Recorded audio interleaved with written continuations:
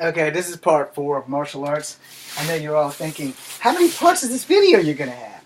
Well, there was only supposed to be 2 videos, but I kept getting interrupted. I will probably get interrupted again. So you're stuck with part 4 now, because I'm probably going to get interrupted. I left off talking about martial artists that I admire, and they're famous, and the courses of them being next Bruce Lee. Now, initially I started off on talking about body parts and body sizes and shapes and martial arts and how body mechanics was important and things like that. Weapons are also important. 9 times out of 10, you're not going to walk around with a 3-section staff in your hand or a pair of nunchucks or any other thing. Now, the great thing about weapons are they're great for movies, they're great for training, not so much in a real fight. Alright, because conventional people with conventional weapons will generally fight with something as simple as a set of keys in their hand. Maybe wrap a chain around their fist. I'm old, so bear with me. Let's see, what else? They may have a knife, a broken bottle, stuff they can generally use to maim you. Which is great, because in real life, you're not going to walk around with a pair of nunchucks in your hand. Which I failed to pick up, of course. You're not going to walk around with these all day long. And also, what the movies don't teach you, that these things are just as dangerous to you as they are the person you are using them on. Because when they hit solid objects, they fly right back at the person who's wielding the nunchuck. Alright? Now, I know this from personal experience. You don't want to get hit by them. But you also know that when you hit someone with them, there is a slim chance of you knocking yourself and your opponent out, because the nunchucks, they are recoil weapons, which means when you whip them out, they recoil back. Alright? Now, like the sword, it also recoils, but you're in control of that sword. You are not in control of a piece of wood attached to a chain. You're in control of half of that, the part that's attached to the other half of the chain. You're in control of that weapon, because when it hits something solid, it comes back. It does not come back slow. It does not come back gracefully slow at all. It comes back at whatever direction you zap your wrist back, that chuck is coming right back at you. And they don't tell you that shit in the movies, because you never really see people get hit in the movies with nunchucks. And if you do, they're the rubber or the training chucks, which is okay, because they're only going to sting a little bit. But even rubber chucks in the right hands can be a deadly weapon if the martial artist is a true martial artist. Anything that they touch, they can more than likely do some damage with you or to you. It's just a matter of who's got the better defense, offense, and attack plan, which I said in the other videos. None of that shit's going to matter when the fight starts, because the truth be told, no matter how good you are, no matter how your battle plan goes, you don't know what the other guys bring into the fight. You really don't. Yeah. And the thing is, within everything, there's pros and there's cons. And I mean that as lovingly as possible. There's pros and there are cons. There are things that work, and there are things that possibly will work. And then there are things that won't work at all, so you probably should not try them. And as I like to tell people, if you're fighting someone and they're doing capoeira, there are weaknesses there. If you're fighting someone who's doing wushu, but they're more show wushu and doing more gymnastic style wushu, then, you got a fighting chance, even if you don't have any gymnastic experience. There will never be a time in a fight where you will have to bust a fucking backflip to escape from anyone. Fights don't give you that much time. They really don't. So when you see it in the movies, it's because it's a movie. It looks great, it's theatric, and it's badass to see on film. But when someone is giving you a foot sweep and you try to bust a backflip over them, their next move could be your last thing that you ever see. So you don't want to ever take your eyes off the opponent, even with the backflip, even though it's a landing that you can see versus a front flip with a landing that is blind. Don't ask me why that is, it just is. If you do a jump over a foot sweep, if someone's giving you a standard foot sweep, not the spinning back foot sweep, but a standard front foot sweep, and you jump over it, they're yours for the taking, as long as you're in your mode and you have the techniques that you need. Because they're doing a front foot sweep, so that looks like this, but they're low on the ground, so they're low in the front sweeping. So if you jump that front foot sweep and extend your foot and kick them as they're foot sweeping, your targets are anywhere on this side of the body or anywhere. Actually, it doesn't really matter because they're on the ground and you're in the air. You're a little bit more vulnerable because you're in the air if this person is an ace and has a follow-through sequence of foot sweeps. All right, I don't like the foot sweep, not because I can't do it, because of my hip. I just don't like the foot sweep. I don't like the front foot sweep. I don't like the back foot sweep. I don't like any foot sweep. However, the foot sweep is very fucking effective on a novice who has no training whatsoever. The foot sweep is effective. But there's more than one foot sweep. You usually see the ones in the movies where the guy scoops all the way down and goes like that. Where you see him go all the way down. He spins around. He extends his leg and, it's kind of like helicopter. But there's also a foot sweep where you're standing. So if you're in a clinch, where, like the wrestling clinch, you put your leg behind their leg and you push them forward. It's a foot sweep. Okay, I mentioned wrestling like 2 videos back, how everything starts with a suplex or a body slam, because it generally does until you start doing the lucha libre stuff where you're flying off the tables and spinning around and doing things that you normally can't do. But, if you're as good as Rey Mysterio and you're lucha libreing, knock yourself out. But for the streets, you're not going to be doing a whole lot of lucha libre stuff, And in the movies, again, and on TV, that shit's awesome because I love wrestling. I'm going to piss off a lot of wrestlers, so let me apologize now. Wrestling is not fake. The moves are real. The storyline is what they follow. And 9 times out of 10, they work these moves out so that no one gets hurt. Alright? It's the same thing with fighting in the movie. We work these moves out so that nobody gets hurt because, in real life, getting hit in the face hurts. And you can ask any wrestler, getting hit in general hurts. The wrestlers are the toughest fighters on the planet because they adapt to pain. They're like TIE fighters, real TIE fighters. Not this shit you learn in American Dojo. When you go to Thailand and you see them kicking trees and shit, that shit's fucking for real.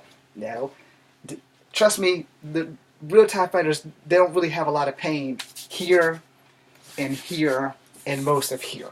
Alright? The weakness of a real TIE fighter is their throat, inner elbow, outer elbow. And the reason I'm telling you that is because most TIE fighters will tell you from the age of 6 to 29, they're taking a beating like this with sticks, rods, all that shit. That's one of the secrets that you aren't told unless you go to Thailand or you have someone who knows or who's been there or who showed you some Thai videos. If you watch some Thai training, you will see these guys don't play around. They don't feel a lot of pain. The iron body technique is a real thing, alright? The original iron body technique was made for the iron palm technique, which also originated out of China. I forgot the whole story and the legend and everything. Just go Google the shit. But anyway, because Google isn't always right, but it's pretty close. But for most TIE fighters, they're hitting as they go out. You've seen it in kickboxing, you've seen it in Bloodsport. So they're getting hit, and they're taught how to protect. Because you can exhale, but here's how this works in a real fight. In a real fight, you're only going to be able to protect as good as this guy's punch. Alright? And the reason I say that is because if you look from the side point of view, that's me going slow. That's me going slower. Now just wrap, like, how many times you think you're going to exhale if I'm doing this? I'm doing this at a rapid rate. How many times do you think you're going to exhale? Eventually, the air's got to go back in there. Because if you're not breathing, I'm going to kick somebody's ass. If you're not breathing, then you're not fighting. But you can't exhale that many times, depending on how many times somebody punches. So you might get one good one, and you're like, hurrah! And if you can hold it out and force it out long enough to drain yourself back and get yourself together, then that's great. Here's reality. You get hit in that son of a bitch one good time, whether you exhale or not. Psh, crashing ship. That's just the way it is. Pain hurts. And when you get hit, whether it's here or here, whether it's with an open hand or a clenched fist, it fucking hurts. So when wrestlers are getting chopped, they're getting chopped on most of the solid muscles so that it doesn't really hurt them as bad, which is why when you see the women get chopped, They're chopped mostly up here, not in the boob area. And then sometimes their hands kind of slip, but they're not putting an excessive amount of oomph behind it, but just enough for you hear that, so that's where it's knocking some air out. So when you're getting hit there, they're feeling that shit. And when you get hit in the face, they try to reduce the power as much as possible, because I will tell you that if you've ever been kicked in the face or punched in the face, your recovery time is everything. And I mean that. Your recovery time is everything. Wrestlers have the most dominant recovery time of all sports. All right? And I mean in-ring recovery. I don't mean like when they get out of that motherfucker, they're probably laid up for a couple of days. Like, I'm going back to the hotel. I might take a drink real quick, but I'm going back to the hotel. I'm going to get checked out, I'm pretty sure that it's probably mandatory that every wrestler in every division of every wrestling get physically checked out before they leave the arena, just to be on the safe side for health issues and shit like that. Because a health issue is a health issue. I'm going to Richmond tomorrow morning for some health issues. So anyway, when you are in a fight, rather it be in the controlled environment of the ring, or rather it be in an uncontrolled environment of the street, you need to know what works, and you need to know what does not. In the ring, with the exception of the UFC and MMA, when you're in the wrestling ring, it's like a big fucking dance, only you're really getting hit. When you're in the UFC, it's an unpredictable but controlled environment, and the reason why I call it a controlled environment, because you get 3 5-minute rounds, or you get 5 3-minute rounds. I don't really know how that score works, but it also depends on MMA, UFC, rec. Everyone has a different outview of how much the rounds are and how many minutes the rounds are, because the human body can only take so much of a beating. So you need to be able to adapt. And if you cannot adapt, or if you don't have a good recovery time, getting hit in the face is not fun. I don't know. The last time I got hit in the face, my glasses got broken, my eye got cut, and I got trapped in a fucking seatbelt, and I couldn't get out.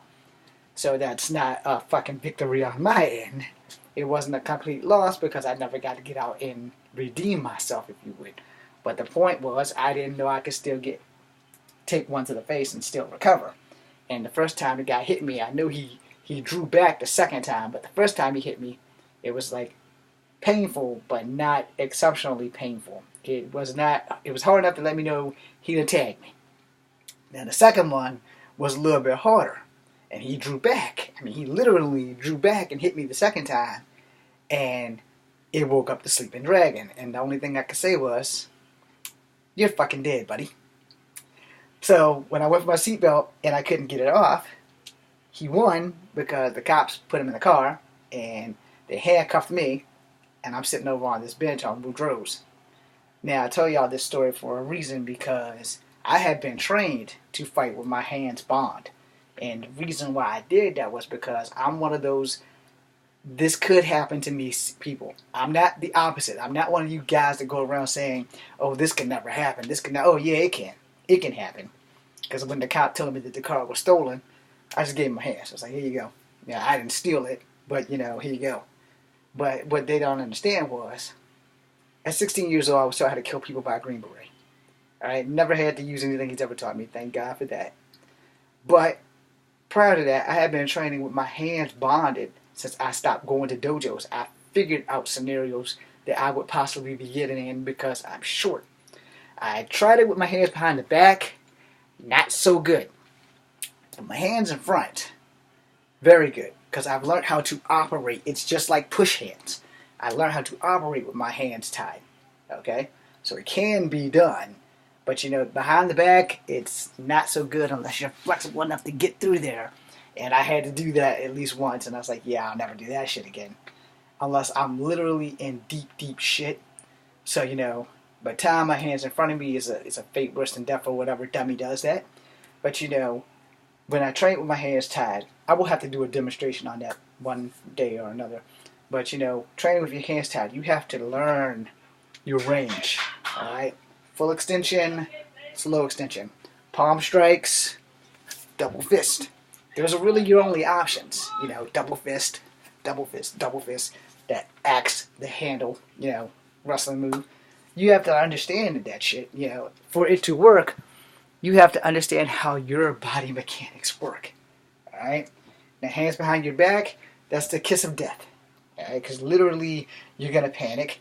Literally, you're going to think, how the hell do I get out of this? And literally, once that panic and fear sits in, you're done. Yeah, you can just hang that shit up. Because once panic sits in, you're done. You're already going to be afraid.